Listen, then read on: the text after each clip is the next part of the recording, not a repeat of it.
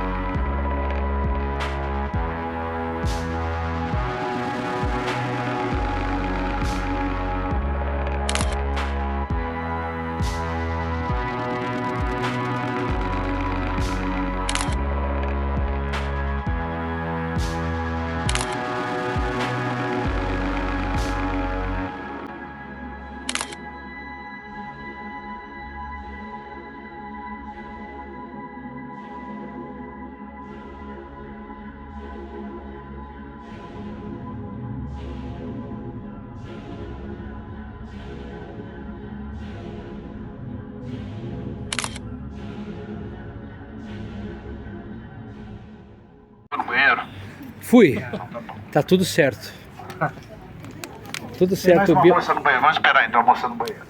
A moça do banheiro dá um nome de filme de terror. É loira? É a loira? Vai sair. A moça do banheiro. Todo mundo sabe a história da loira do banheiro? A original, A Maria Augusta. propagando o nome de Maria Augusta pelo mundo.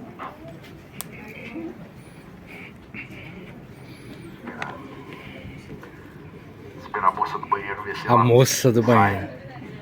É, essa foi a pergunta que eu fiz, porque eu falei, se for, ela não vai sair. Vai ficar lá, né? Alguém chutou o vaso aí. Muito alto ela sair.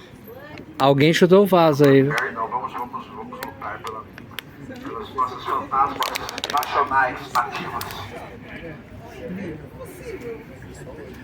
Como que vocês vieram, gente? Eu tava meio desconfiado. Veio gente. Sabadão.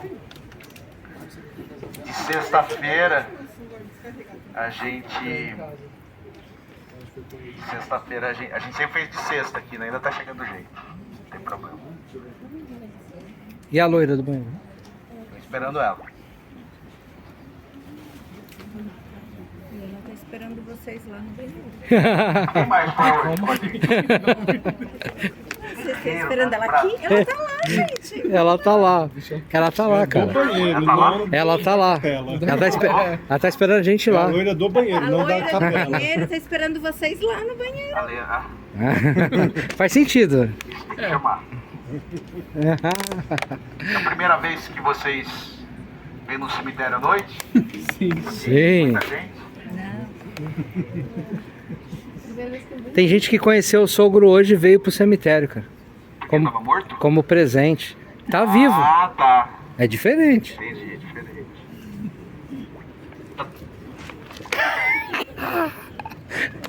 A Isa. Cadê a Michelinha? Perdi Tô a minha. esperando a hora que tiver todo mundo aí. Vocês estão... Tem gente que tá esperando 100 anos pra começar o passeio. Vai acompanhar a gente aí hoje. Cadê a Michelinha? Ah, você está aí. Deu risada da minha piada besta. É de tiozão, hein?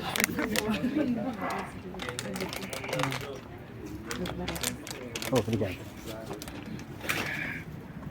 É sério mesmo, tá todo mundo aí? Voltando de esperar um pouquinho. Vocês já vão sair de perto da gente agora? Tem gente lá, tem alguém? Eu falei pra ela, deixa eu ficar perto de você hoje. Ah, por favor, porque tipo, deu uma tristeza vocês hoje.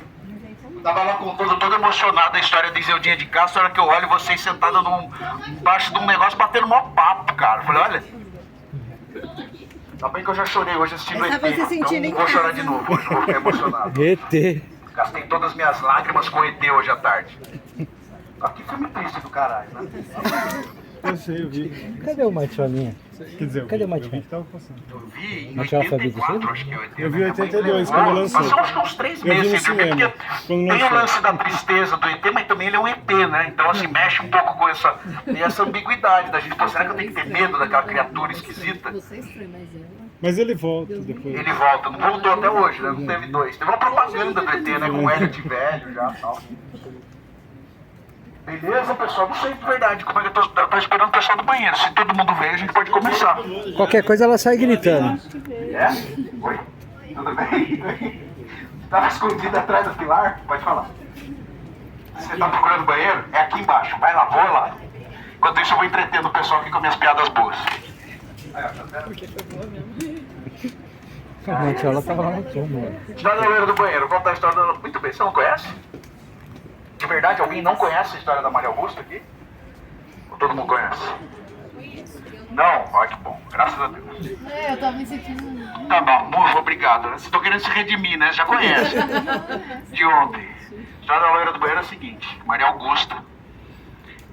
Eu acho um preâmbulo da história da loira do banheiro. O mais legal da história da loira do banheiro é que ela dialoga muito com a história do Brasil. Por mais estranho que isso possa parecer. A coisa mais estranha, na verdade, é que ela não é loira. Só um spoiler, né? E o mais maluco da história da loira do banheiro é exatamente isso. É como ela dialoga com a história do Brasil.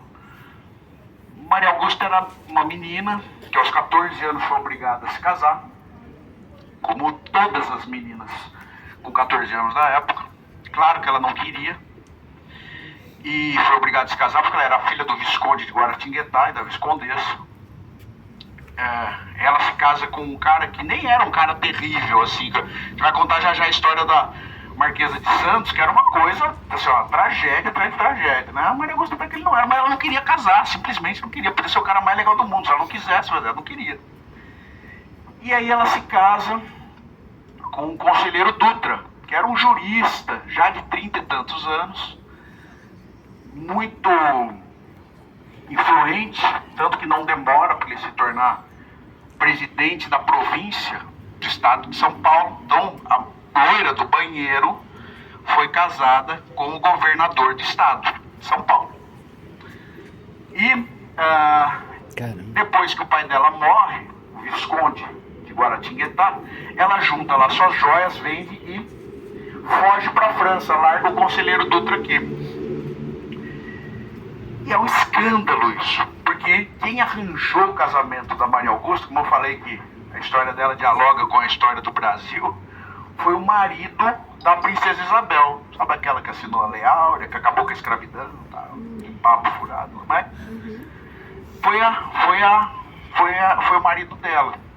Então foi um escândalo. O pessoal tenta convencer Maria Augusta a voltar para o Brasil, pelo menos para dissolver esse casamento com o cara formalmente. Ela volta, se separa do conselheiro. Depois que ela se separa, ela volta para a França, só que ela dura pouco na França. Ela morre lá, ela pega raiva humana, né? Não da família. Eu sabia que você ia rir. Todo mundo depois, ó, tá vendo? Eu preciso de você hoje, hein? Sai de perto de mim. E aí, ela morre, é embalsamada na França e seu corpo é transladado para Guaratinguetá. Quando o corpo dela chega em Guaratinguetá, ela é enterrada? Não. A mãe dela decide deixar ela exposta, embalsamada, num aposento da casa. Um aposento que depois vai se transformar em uma outra coisa que já eu conto. E ela fica lá, exposta, por um tempo. E as primeiras aparições da loira do banheiro, na verdade, são nesse lugar. Por quê? Ela fica numa redoma de vidro. E o pessoal que viu ela a primeira vez diz que ela... Agora que vocês voltaram do banheiro, eu vou terminar a história da loira. Pra conectar, né? Não tem mais ninguém no banheiro, só a loira. E aí quando ela fica nessa redoma de vidro, ela batia na redoma e pedia água. Porque dizem que raiva dá muita sede. Então ela pedia água nessa redoma. Mas a Viscondessa começa a ter sonhos com Maria Augusta, e num desses sonhos a Maria Augusta manifesta a vontade de ser sepultada, de ser enterrada. E a mãe dela faz uma capela linda no cemitério de Guaratinguetá, chama Cemitério dos Passos, né? Jesus dos Passos, e ela é sepultada nessa capela. Muito bem. Aí que começa a parte divertida da história, nem tanto divertida, nem tão divertida, porque a casa da Maria Augusta acaba sendo comprada pelo estado de São Paulo e vira a escola municipal da cidade de Guaratinguetá. E é por isso que a loira do França, mas eu ri agora, a gente combinou de vocês rirem agora, hein? Vou esperar um pouco. Mas não vai ter piada, ou vai, sei lá. E a Maria Augusta, então a casa da família dos Visconde acaba se tornando uma escola municipal. E no ano de 1919, há um grande incêndio e a culpada é a Maria Augusta, para todo mundo que está lá. Mas essa não é a primeira culpa que a Maria Augusta leva depois de morta, porque nesse local que ela ficou exposta, embalsamada, havia um piano que pertencia a ela, e esse lugar virou um anfiteatro dessa escola. E aí 2 alunos que foram matar a aula tiveram a genial ideia de se esconder dentro do anfiteatro. E o que aconteceu? Eles se trancaram lá, tudo escuro, tudo vedado, aquela escuridão. Aparece um facho de luz, assim, não sabe de onde, e ilumina um pouquinho o piano, e o piano começa a tocar sozinho, e os moleques entram em curto-circuito, saem gritando, um bedel vai lá e salva eles, e a história é propagada. A história da Maria Augusta acaba ganhando o imaginário da escola, e aí começam várias aparições. Tem uma história muito legal pra gente agora começar o passeio. Tem uma história muito legal que o diretor, cansado dessas histórias, porque ninguém queria ficar mais no colégio depois das 5 horas da tarde. Então, ele marca uma reunião com funcionários, professores, e fala, vai acabar com essa bagunça. A hora que vai começar a reunião, cai o lustre em cima da mesa dele. Aí acabou o ceticismo, acabou a reunião, não abriu a escola mais à tarde, até tarde. E aí, esse ritual da Maria Augusta, a gente não sabe exatamente em que momento começa. Aquele ritual de ir no banheiro, se trancar, dar 3 descarguinhas, falar 3 palavrões. Tem gente que fala que tem que fazer cocô, tem gente que fala que não tem. E tem prisão de ventre é um problema, porque nunca pode chamar Maria Augusta. Cada um tem o seu ritual. Chutar privada eu não sabia, era só 3. O pessoal mais vândalo já vai trazendo novos elementos. Eu sou professora. Essa é professora. Os alunos fazem direto. Mas o pessoal é mais moderno, tá vendo? Eles estão mais rebeldes, né? Então, mas cada um tem seu ritual. Mas a história da Maria Augusta, só para entreter um pouquinho vocês, é mais ou menos isso, tá bom? Agora a gente vai começar o nosso passeio, efetivamente. E antes de começar, quero agradecer vocês por terem escolhido estarem conosco, né? No Cemitério da Consolação, um cemitério importantíssimo para o nosso país. Um cemitério que conta com muita precisão um tempo e espaço da cidade de São Paulo. Eu gosto de falar que os cemitérios explicam melhor do que qualquer outro lugar as cidades, e o Cemitério da Consolação cumpre muito bem essa tarefa. O Cemitério da Consolação não é nem o maior, nem o primeiro cemitério de São Paulo. Nem o primeiro cemitério público, nem o primeiro cemitério público. Ele foi o primeiro cemitério, ele foi considerado o cemitério mais antigo público de São Paulo, com a desativação do cemitério dos Aflitos, que quem fez o passeio hoje com a gente teve a oportunidade de ir, né? O cemitério dos Aflitos, que é o primeiro cemitério oficial da cidade de São Paulo, de 1775, cemitério que serviu para católicos, para escravizados, negros, indígenas, presos, condenados à morte e, como eu falei, a católicos. Os católicos eram enterrados nos campos santos das igrejas do entorno. Então, o cemitério dos Aflitos prestava esse serviço para a cidade de receber pessoas que eram tidas como excluídas, especialmente por essa elite econômica e religiosa, lembrando que existia um diálogo, se hoje se imagina antigamente como era a relação entre o poder e a igreja, né?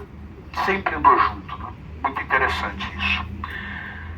Então, o cemitério dos Aflitos é desativado em 1850. Só para uma curiosidade, né? O cemitério mais antigo público de São Paulo, desde os anos 30, se tornou o cemitério de Santo Amaro, que é fundado em 1856. Por que só nos anos 30? Porque foi nos anos 30 que o distrito de Santo Amaro foi absorvido pelo município de São Paulo. Então não dá para a gente falar que o cemitério da Consolação não foi o mais antigo por um bom tempo da cidade, cemitério público. O cemitério mais antigo de São Paulo, que é o cemitério de Colônia, que é de 1829. O cemitério que fica lá em Parelheiros. Muito bonito, muito legal, o cemitério de Colônia. Bom, então o cemitério dos Aflitos, como eu falei para vocês, era um cemitério que cuidava dos restos mortais das pessoas, né, das pessoas que eram marginalizadas, das pessoas que eram excluídas de São Paulo. E esse cemitério aqui foi feito para continuar essa história. Ele não foi construído para ter esses jazigos bonitos que a gente vai visitar hoje. Ele foi feito para seguir essa sequência e ele só foi mudado para cá, o cemitério dos Aflitos, é importante dizer, o cemitério da Consolação só foi construído aqui por quê? Primeiro, porque a área do cemitério dos Aflitos foi vendida pela Cúria para terminar a nova catedral, porque a catedral que a gente conhece lá não é a primeira catedral. Ela é a segunda catedral e ela é um pouquinho mais... A primeira catedral ficava um pouco mais para baixo, né? A região da Liberdade é a região do sul da Sé. Então a Cúria não tinha mais grana para pagar a catedral nova, teve que vender a região e só que tinha um cemitério lá. E o que aconteceu? Os corpos foram trazidos para cá, balela, ficou tudo lá. Qual é a prova disso que eu estou falando? É o Memorial dos Aflitos. Eu contei para quem foi hoje lá. Do lado da Capela dos Aflitos, que era a capela do cemitério dos Aflitos, tem um lugar, um terreno, que ia ser construído um shoppingzinho, e quando o proprietário desse terreno fez as fundações, achou 9 ossadas. Falando de 2018. Ao achar as 9 ossadas, ele não sabia se aquilo era área de desova, se era um assassinato, o que era, chamou as autoridades da cidade, e quando o Condepac, quando o pessoal do patrimônio foi ver o que era, descobriram que ali na verdade era uma área arqueológica. Por quê? Nossa, era um cemitério. Claro que era. Ninguém tirou ninguém. Ninguém foi retirado do cemitério dos Aflitos. O bairro da Liberdade está em cima de um cemitério. Tudo. Quando a gente vai comer lá o nigiri, lembrem disso. Temaki tem. Isso é muito legal, porque a Capela dos Aflitos é a memória dessa liberdade, da liberdade dos Chaguinhas, da liberdade negra, da liberdade indígena. Né? Hoje, claro que hoje tem uma etnia predominante, outra cultura, né? A gente sabe, os orientais vieram e ocuparam lá, não tem problema nenhum, mas é importante a gente lembrar desse outro espaço e preservar esse espaço, preservar essa memória. Então vamos vir aqui para 1858, o cemitério dos Aflitos desativado, começa o cemitério da Consolação. E o que acontece aqui? Veio o barão de não sei onde fazer isso? Não, nada disso. O primeiro livro de registro de sepultamentos aqui tem 3 espacinhos muito importantes para a gente entender qual que era o propósito desse lugar. O nome da pessoa sepultada, a data do sepultamento e o senhor daquela pessoa. Então, o cemitério da Consolação seria o cemitério que seguiria a mesma sequência dos Aflitos, serviria para pessoas que, à época, vejam vocês, tinham proprietários. E a primeira sepultada aqui, quem foi? Uma senhora que era agregada, Dona Teresa Correia de Jesus, uma agregada, que era um jeito muito simpático de dizer uma mulher escravizada que ficava dentro de casa. Depois o segundo foi um preso que morreu. E o terceiro também um escravizado. Então as três primeiras pessoas que foram sepultadas aqui no dia 15 de agosto de 1858 eram pessoas que naturalmente seriam sepultadas no cemitério dos aflitos. Muito provavelmente. Por que ele é aqui em cima? Porque aqui em cima era a periferia da cidade de São Paulo. Aqui onde a gente está era a periferia. Existia, como eu falei, não falei, mas as pessoas começaram a ser sepultadas em cemitério por conta da teoria dos miasmas, né? Aquela teoria higienista que dizia que pessoas que ficavam se decompondo dentro das igrejas começaram a exalar aquele cheiro, e aquele cheiro ruim, aquele cheiro de defunto, passava doença respiratória. Então, primeiro Dom João tenta e não consegue em 1801, depois Dom Pedro I tenta em 1828, também não consegue. Estou falando dos decretos que proibiam o sepultamento em igreja, e aí só depois que tem a cemitéirada lá na Bahia, que foi uma revolta, que destruiu o primeiro cemitério que não era da administração da Igreja Católica, não religioso, né? Porque tem os luteranos que já existiam antes disso, foi destruído na Bahia.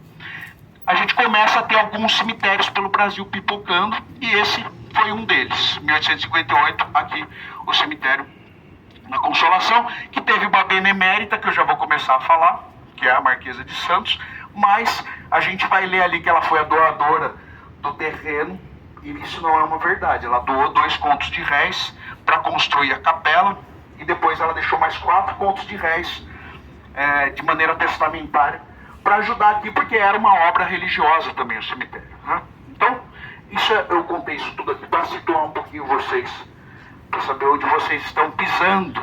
Claro que essas pessoas que eram marginalizadas, as primeiras pessoas sepultadas aqui, os restos mortais delas acabaram se perdendo nos ossários, porque as quadras gerais onde essas pessoas foram sepultadas, no final foram loteadas e esses locais foram vendidos para esses jazigos que a gente vai ver hoje. Então vamos já começar a falar da Marquesa de Santos. Marquesa de Santos foi uma doadora do cemitério, né, uma benemérita desse cemitério, e ela teve uma vida bastante miserável, apesar de seu estado social. Ela foi casada com um alferes, não vou ficar falando nomes, principalmente quando eu for falar mal, tá bom? Só alguns. Bem poucos. Ela foi casada com um cara que era um verdadeiro crápula, que era viciado em jogo, em álcool, batia nela. E depois de uma separação, de uma tentativa de separação dela, eles voltaram e esfaqueou ela, e aí ela separou. Então a Marquesa de Santos provavelmente foi a primeira mulher não só de fato, mas também por direito, foi separada no país. Então começam aí os estigmas dessa mulher que foi, desculpa a fofoca, né? Léo Dias do cemitério, foi amante do Dom Pedro. Para quem não sabia, né, dessa fofoca, do babado, foi amante de Dom Pedro. Se envolveu em vários momentos, em alguns crimes muito emblemáticos, né? Tem gente que acusava ela de em alguma medida, num grau de envolvimento com a morte da Imperatriz Leopoldina, né? Há uma tentativa de assassinato da irmã da Marquesa de Santos, porque a irmã da Marquesa de Santos teve um filho com Dom Pedro também. Então, Dom Pedro era terrível, mas você vê que a gente fala pouco dele, né? Fala muito mais das mulheres. Mas eu estou falando tudo isso, eu estou dando essa volta toda para dizer que a Marquesa de Santos, no final, com todos esses estigmas, ela acabou se tornando uma milagreira do cemitério. Eu adoro esse tema, a gente vai falar mais para frente de milagreira do cemitério, mas ela se tornou uma milagreira de cemitério muito em razão do Mariuzan, que é um sanfoneiro italiano que está sepultado ali na frente. Mariuzan pediu ajuda, a intercessão da Marquesa de Santos, para ajudar numa questão de saúde familiar da filha dele. A Marquesa intercedeu segundo sua compreensão, E ele começou a cuidar do jazigo da Marquesa de Santos, que além de milagreira de cemitério, acabou se tornando a padroeira das prostitutas, por conta de todos esses estigmas. Mas não tem só isso, ela também é uma fantasma. Ela aparece por aqui, de vez em quando. Aquela foto que eu mostrei pra vocês, talvez seja ela, quem sabe. Depois eu mostro pra quem tiver curiosidade. Tem um amigo nosso que trabalha no observatório aqui de São Paulo, e ele tirou uma foto bastante esquisita. Parece um pouco até a silhueta da Marquesa ali. Depois eu mostro pra vocês tirem suas conclusões. Mas tem uma aparição muito interessante da Marquesa de Santos, que é uma aparição na reinauguração do solar da Marquesa. Na abertura da casa foi uma amostra da vida dela com itens pessoais, e o pessoal que ia saindo desse evento cumprimentava os curadores da amostra, dizendo: poxa, que ideia boa que vocês tiveram de trazer, de contratar um ator para fazer as vezes de Tobias de Aguiar e uma atriz para fazer as vezes da Marquesa. E o cara falava: a gente não contratou ninguém. E também há uma foto disso, se vocês quiserem também, depois eu posto, me lembrem que eu posto no Stories, a gente tem essa foto, uma foto que uma mulher tirou de um armário, e nesse armarinho, o reflexo no vidro, aparecem os dois lá com roupinhas de época, assim, super bonitinhos, um casal simpático. E é interessante porque a Marquesa, como eu falei, é uma milagreira, e ela é uma milagreira que tem algumas vocações especiais. E a vocação mais requisitada dela é a de ser exatamente uma milagreira que ajuda em questões relacionais. E por que isso? Pelo sofrimento dela? Um pouco, mas pela volta por cima que ela deu com esse último amor, o amor derradeiro dela, que foi Tobias de Aguiar, que era um liberal muito interessante, né? Porque hoje ele tem uma figura muito marcada até com a polícia militar, o patrono da polícia militar, mas ele era um cara extremamente liberal, que seria hoje o máximo do progressismo, porque ele casou com a Marquesa de Santos, uma mulher extremamente estigmatizada, que já tinha 6 filhos, e ele viveu um amor tórrido, louco com ela. Então é muito interessante essa contradição na imagem que se tem hoje dele, para a imagem que ele tinha na concepção. Ele que, para quem não sabe, ele foi preso depois da Batalha da Venda Grande, que foi exatamente uma insurreição de liberais para demover uma parte da burocracia paulistana que era conservadora. Então olha que volta que a gente dá para falar do Tobias Aguiar, que figura, né, particular, interessante. Mas vamos lá. Dos dois, é isso aí, do Mário Zano. Pessoal, aqui é a Marquesa de Santos. Deixa eu dar um recadinho antes da gente começar, só um recado ligado à segurança, bom? Vocês viram lá nos recadinhos iniciais, tem barata aqui. Tem cemitério, tem barata. Barata, o que a gente faz quando a gente vê ela? A gente tenta evitar. Se der muita vontade de matar, o problema é seu, com seus karmas depois, não temos nada com isso. Mas pode ser uma reencarnação de um Buda. Se for budista, você com certeza não vai matar barata. Mas o que é mais importante? A gente não chutar a barata em ninguém. Porque essa pessoa que você vai chutar a barata pode ter muito medo de barata, e ela vai sair correndo, vai tropeçar em alguém. Esse alguém pode cair em um jazigo muito profundo, morrer, e a gente tem uma história nova de assombração, o que parece uma coisa legal, mas não é. Tá bom? Não é. Então, não chutem as baratas. Outra coisa muito importante, a gente não vai entrar em nenhuma quadra, a gente não vai entrar nesses vãos aqui, ó. Tá? Em nenhum deles. Mas, puta, tenho muita vontade de ver minha bisavó que tá aqui. Eu vou lá ver, enquanto você tá falando aí da Marquesa de Santos, não quero saber, eu vou lá ver minha bisavó. Se você for ver sua bisavó, não vou, ninguém vai proibir você. Mas nunca pise em cima dos jazigos. Primeiro, porque é desrespeitoso. Tá bom? Segundo, porque a gente não sabe a resistência do material que está sob essa campa. E esses jazigos, essas campas, são muito profundas. Então, não pisem em cima dos túmulos em si, tá? Dos túmulos todos, tá bom? Então é isso. Barata, túmulo, fechou, né? Pessoal, então aqui tá a Marquesa de Santos. A gente vai visitar, pra mim, a pessoa mais ilustre desse cemitério, que é Luiz Gama. Luiz Gama, eu vou contar rapidamente a história do Luiz Gama. Vocês vão entender, eu sou advogado, não devia falar isso, vocês vão me odiar a partir de agora, mas eu sou advogado e eu tenho muita satisfação da Ordem dos Advogados do Brasil ter, depois de muito tempo, habilitado o Luiz Gama como um advogado. Não que ele precisasse, isso foi pós-mortem. Ele foi um advogado provisionado, que é um jurista não autorizado, um jurista que não estudou direito, mas que, por seu notório saber jurídico, tinha essa habilitação, que precisava ser renovada de tempos em tempos, mas essa não era uma dificuldade para o genial Luiz Gama. Luiz Gama, que nasceu livre, filho de Luísa Maim, de uma outra grande mulher, Luiz, com um fidalgo português.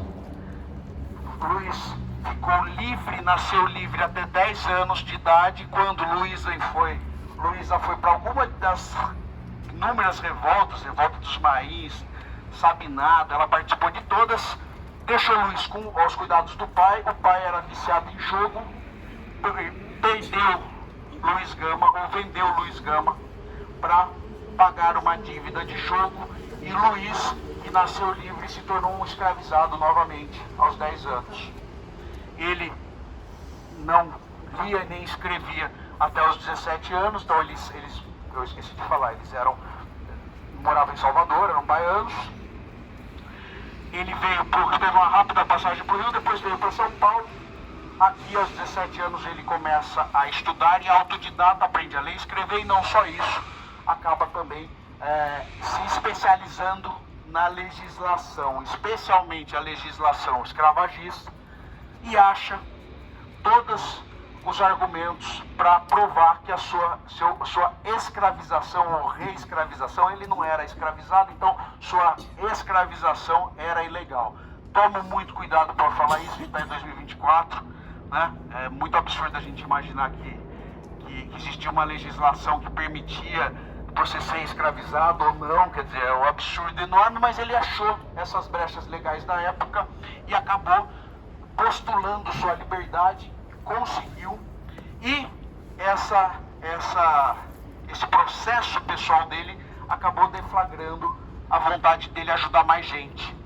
E ele continuou seus estudos, mesmo sendo proibido de estudar na faculdade de Direito, ele participava das aulas como aluno convidado, aprendeu muito e ajudou muita gente. Luiz foi jornalista, ele foi um tipo, na época não existia exatamente delegado de polícia, mas ele foi policial, mas ele notadamente é conhecido por ter libertado mais de 500 pessoas escravizadas. Então, eu acho que Luiz Gama é o mais ilustre morador desse lugar aqui, do Cemitério da Consolação, e o funeral de Luiz Gama também é algo para a gente exaltar, porque também foi um acontecimento inédito na cidade. São Paulo tinha mais ou menos 40 mil moradores, e o cortejo fúnebre de Luiz Gama, que saiu do Brás e veio até aqui, teve o acompanhamento de 4 mil pessoas. Significa que 10% da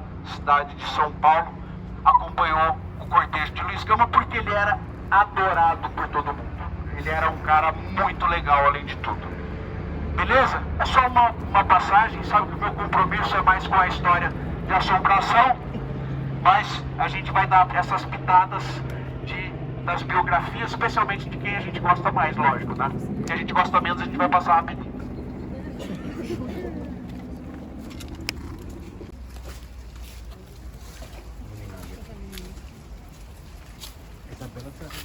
Desculpa. Luiz Gama. Vamos lanchar. É uma patiola ali, ó. Ilumina o planeta aí, meu irmão.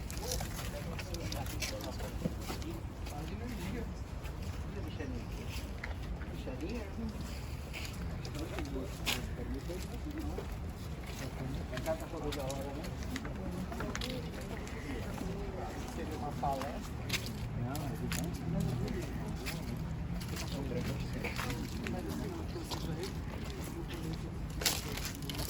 Olha ele aqui. Ó, vem aqui, tava procurando você. Fica perto de Matiola, cara. Nossa, amigo, o senhor fantasma tá aqui? Hello, people. Michelinha está onde? Tá aqui atrás. Tá aqui do lado. Ó, estamos cuidando aqui, ó, pra descer. Tem um caminho alternativo aqui. E o seu fantasma, quem você trouxe aqui hoje, o seu fantasma? Eu trouxe o meu filhote. O filhote de fantasma é o quê? Fantasminha. Fantasminha, né? O Gasparzinho tá aí, tá ali na frente. Tá ali na frente? Isa, que adora E aí, barata. já trouxe... Olha, trouxe a... Uau! Você conheceu hoje o seu agora, né? É. E já trouxe pro cemitério. Isso é diferente. É um fogo diferenciado, cara. É. Só meu pai mesmo me chamava. Falar pra vocês também, pode tirar foto, pode fazer vídeo. A única coisa que não pode fazer é esquecer de marcar a gente, tá? Tá muito, Justíssimo. muitos anos de azar não marcar a gente. Tamo junto. Então tá bom. Todo mundo aí? Pessoal, a gente para aqui no jazigo da família Andrade, Oswald Andrade, está sepultado aqui, mas não só Oswald Andrade. Oswald Andrade, para quem não sabe, acho que a maioria de vocês sabe, foi um dos modernistas, do grupo dos 5, né, dos idealizadores da Semana de Arte Moderna de 22. Ele foi um dos idealizadores junto com o Mário de Andrade, que a gente vai encontrar ali já já, Tarsila do Amaral. Tá do outro lado do cemitério, vocês vão entender por quê. Tá bom, só Lenita Malfatti, que está no cemitério dos protestantes. Quem for lá amanhã com a gente vai encontrar a Lenita. E quem foi ontem na necrópole de São Paulo viu o quinto elemento do grupo dos modernistas, que era a Menotti Del Picchia lá na necrópole de São Paulo. Beleza? Mas a gente vai parar aqui mais do que falar dessa história toda. A gente vai falar desse lugar aqui, porque esse lugar aqui guarda uma situação muito inusitada. Se vocês derem reparar e iluminarem aqui embaixo, bem na frente, vai ter uma referência a Daisy, ou a querida Deizinha. Tô ficando velho, não consegui achar, mas tá aí. Cadê? Luz, né? Tá ali, Daisy. Deus abençoe o Quem era iluminado. Daisy? Daisy era uma namorada que se tornou por algumas horas esposa de Oswald Andrade. Por que por algumas horas? Oswald e Deizinha namoravam. E aí o Oswald falou: Deizinha, tem um negócio legal no Facebook que chama relacionamento aberto. Vamos experimentar? Deizinha falou: mas pô, mas que coisa estranha, relacionamento aberto. A gente pode, né, algum grau de liberdade, a gente faz aí o que cada um quiser, mas a gente continua junto. A Deizinha falou: ah, será? Tá bom, você quer? Tudo bem. Só que a Deizinha ficou grávida de outro cara. E aí o Oswald não curtiu. Ficou Deu um pistola. dislike. Não gostou. Sugeriu a Deizinha que tirasse essa criança, que fizesse um aborto. E a Deizinha fez. Só que ela teve complicações nesse processo. E teve uma septicemia, foi internada, a condição de saúde dela foi piorando gradativamente, até que ela já, moribunda, muito próximo de morrer, Oswald sugeriu que eles casassem. Tudo bem aí? Quase eu fui de arrasto pra Quase baixo. caiu aí? A colega não me Cuidado, viu. hein? O seu fantasma quase virou um fantasma, E aí, literalmente. Deizinha lá no leito de morte se casa com Oswald e morre. Oswald, tomado de remorso, caminha por muito tempo segurando o busto da Deizinha, até que ele conhece Tarsila do Amaral. E bom, enfim, ele a vida, não vou ficar fazendo fofoca da vida do Oswald, né? Até porque ia passar uns 6 anos aqui falando pra vocês. Mas ele se casa com a Tarsila do Amaral, tem um relacionamento duradouro, até que ele conhece Pagu e tem um relacionamento extraconjugal com a Pagu. Tarsila vai embora, obviamente, separa de Oswald, mas o Oswald e a Pagu também, que era outra doidona, faz o quê? Propõe casamento a ela aceita, e onde eles casam, aqui onde a gente está. Eles vieram se casar aqui, diante do túmulo da Deizinha. A moral da história, eu não tenho a mínima ideia. Não sei por que ele fez isso até hoje, porque ele se casou aqui, diante da... O que ele queria provar com isso, mas essa é uma das histórias muito inusitadas que vivem aqui no cemitério Aqui, ó. Ai? O poeminha dele. É, o português, erro de português. Quando o português chegou aqui, debaixo de uma bruta chuva, que pena, fosse uma manhã de sol, tinha despido o português. Na verdade, já faltou a parte do índio. Vestiu o índio. Fosse uma manhã de sol, o índio tinha despido o português. Desculpa, Oswald. Aí, garoto. Tudo bem.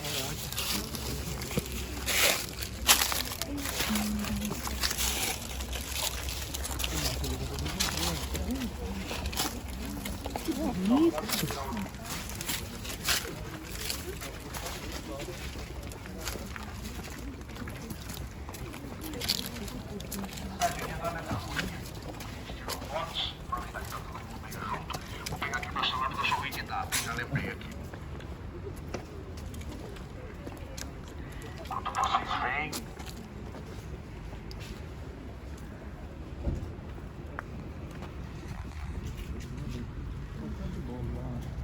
Tudo bem aí? Ela tem bastante medo de barata, muito espírito. Ela falou de espírito, ela não tem. Mas Bastante medo de barata? Mas hoje tem pouca, gente, de verdade. Tem dia que parece aquelas, sabe aquelas câmaras secretas do filme de Indiana Jones? Você vai andando assim, vai crack, crack, crack. Hoje tá bem tranquilo. Acho que é o inverno, né? cadê o Matião?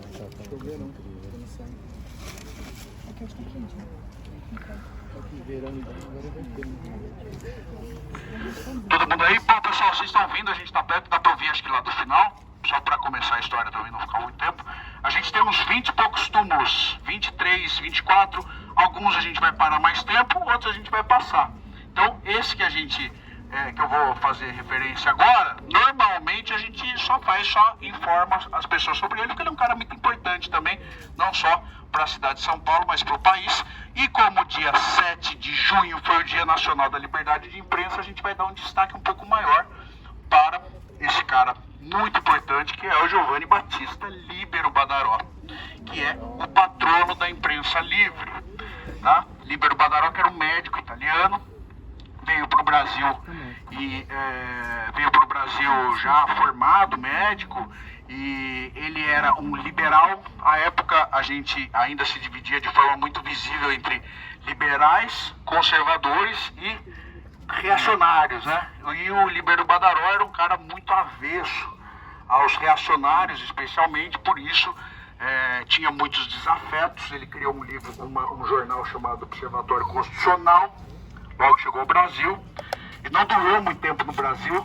Ele chegou, eu vi até a data dele aqui, interessante a data de chegada dele. Ele chegou no Brasil em 1826, em São Paulo ele chegou em 1828, e em 1829 ele cria o jornal Observador Constitucional, e em 1830 ele é morto. Então ele não teve assim, uma vida muito extensa aqui no nosso país, mas ele até hoje é lembrado como patrono da imprensa livre, exatamente por sua atuação, né? Sempre foi, nunca teve medo de contrariar os interesses, especialmente do Império. Tem muita gente que falava que ele era o desafeto do imperador, né, Dom Pedro, mas na verdade quem mandou matar ele foi um desembargador, que no final foi até absolvido, né? Quem matou ele foi um assassino alemão, porque quando ele recebeu o tiro que o feriu de maneira fatal, ele não morreu na hora, ele passou quase 24 horas em agonia, e ele conseguiu identificar o seu algoz, porque o cara perguntou para ele se ele era o Libero Badaró, e ele respondeu que era, e o sotaque do cara, ele, por ser italiano, ele conseguiu identificar que era um alemão, e no final prenderam esse cara. Mas ele tem uma frase muito emblemática nesse processo, né, nesse processo de morte que ele viveu, que ele dizia, né, pelo menos acreditam a ele essa frase, que morre um libertário, mas não morre a liberdade. Enfim, para os dias de hoje é legal a gente falar isso, né, especialmente por todas as agressões que os nossos amigos e amigas jornalistas têm sofrendo ao longo de tanto tempo. Então é importante a gente lembrar, a gente acha importante lembrar sim do Libero Badaró nesse mês que acolhe dia 7 de junho, tá bom? Mais pra frente a gente vai passar também no Mário de Andrade, tá? Mário de Andrade, como eu falei, também um componente do grupo dos 5 modernistas. Eu acho o Mário sensacional, folclorista, pesquisador de cultura popular, um pesquisador de músicas regionais. Eu falo com muito carinho porque eu sou compositor de samba, principalmente, então gosto muito do Mário. Também por ele, né, por sua busca incessante pelas matrizes culturais regionais. E ele acha um cara muito importante, especialmente na estruturação filosófica do modernismo, certamente ligado a essa busca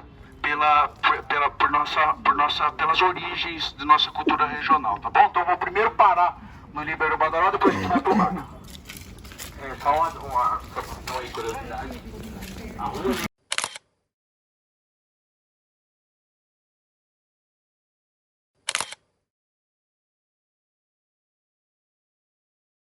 Mas é tudo assim, viu? É tudo assim. Até a gente encontra ele lá, né? Encontra. A gente vai dar uma volta pra todo mundo. Alguma coisa que eu vou falar. Uma barata, um lagarto, pizza.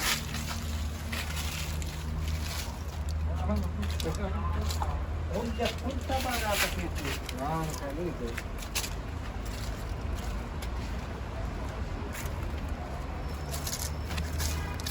Olha, tô defendendo. Esse rolê não teve ideia. Elas são todas da mesma espécie.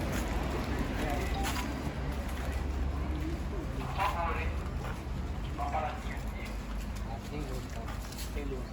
Tô com luz, não consigo levar.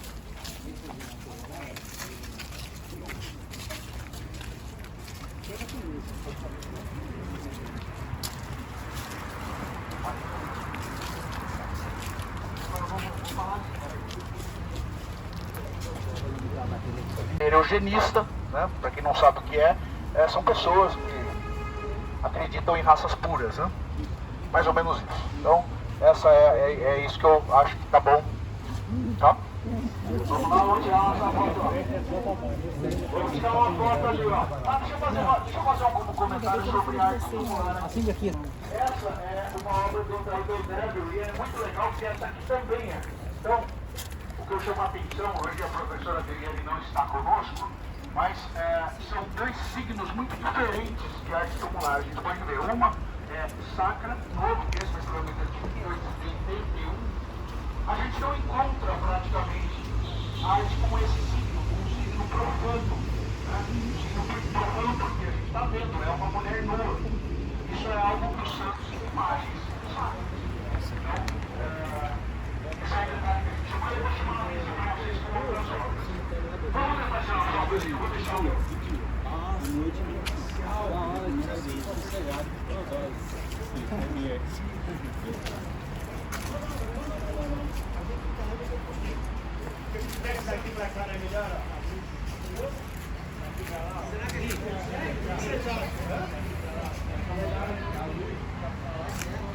Não, já foi, vocês já estão aqui, eu não quero atrasar também.